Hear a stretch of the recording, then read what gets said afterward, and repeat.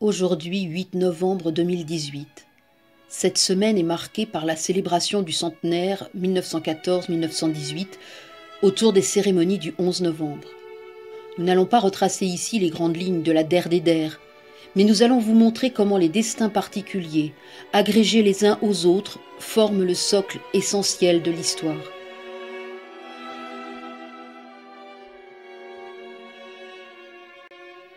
J'ai ouvert pour Callisto 235 mes archives familiales retrouvées dans de vieilles valises au hasard d'inventaire. Elles sont passées de main en main au fil des générations. Nous allons les parcourir ensemble pour vous montrer comment lire des documents, comment les confronter les uns aux autres afin de procéder à certains recoupements, comment organiser les informations récoltées pour ensuite les comparer aux données scientifiques répertoriées par les laboratoires de recherche dont les publications alimentent les études historiques, les livres, les manuels scolaires ou toute autre manifestation qui porte un regard nouveau sur le passé.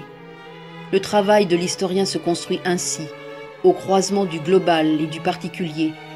Nos tiroirs, nos greniers sont les trésors enfouis d'un patrimoine commun.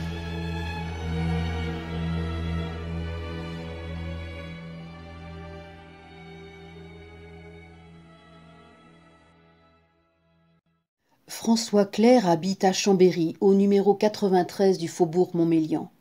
En juin 1914, il est simple soldat, cantonné au fort de Replaton, au-dessus de Modane, au sein du 108e régiment territorial de la 9e compagnie.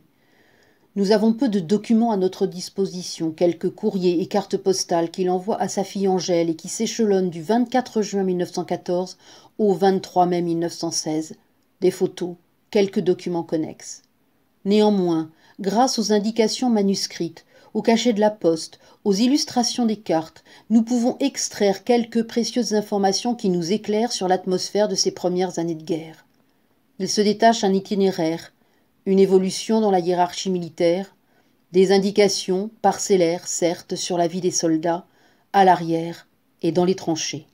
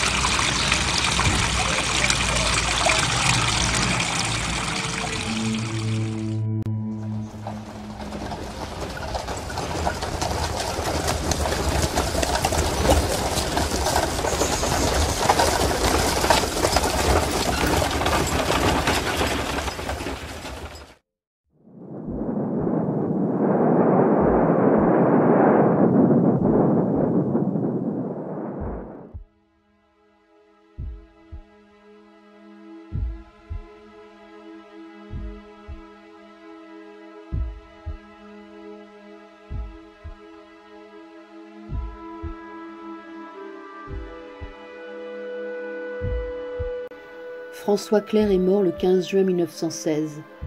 On a retrouvé sur son corps une photographie.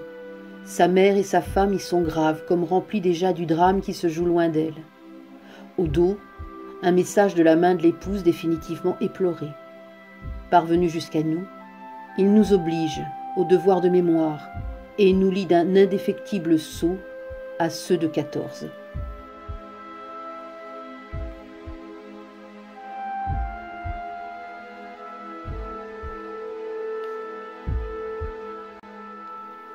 Ce premier numéro d'itinéraire se ferme sur ces mots, qui sont notre héritage.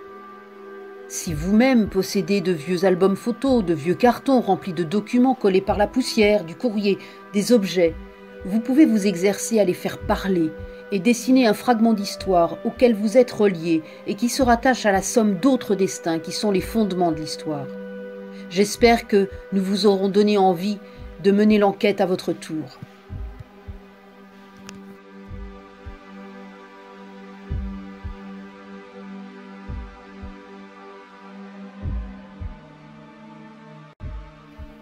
Vous pouvez vous connecter au site de la Mission du Centenaire, dont l'adresse s'affiche à l'écran et qui présente un grand nombre de documents, vidéos, diaporamas, auxquels vous pourrez confronter les résultats de vos investigations.